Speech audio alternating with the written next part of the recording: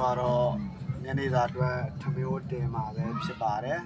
စတင်ပြီးတော့မီးမွေးဖို့ထမင်းဝတ်တင်ဖို့လှုပ်ဆောင်နေပါပြီဗျဒီမွေးစာလေးတွေကိုဒါမျိုးလေးတွေထည့်ပြီးတော့မွေးလိုက်ပါပြီဗျထင်းလေးတွေဒါမျိုးလေးတင်မျိုးလေးတင်ထမင်းဝတ်စတင်တည်ပါပြီဗျဒီနေ့အတွက်ကတော့ကျွန်တော်ချက်ဖို့ကတော့မကြီးသီးလေးကိုထောင်းပြီးကြော်မှာပဲဖြစ်ပါတယ်ဒါတော့မကြီးသီးထောင်းနေပါပြီဗျာဝါဒါလေးကတော့၅ချက်စီပြန်လေးချက်နေရပါဗျာ၅ချက်စီပြန်လေးနဲ့ခုန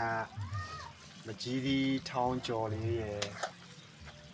အငန်းအတွက်ကတော့ငပိရေချိုလေးပေါ့ဗျာဒါလေးနဲ့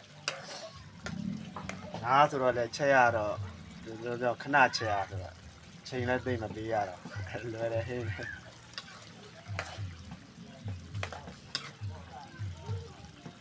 ကျွန်တော်အားပေးတာကျေးဇူးတင်ပါတယ်ဗျာ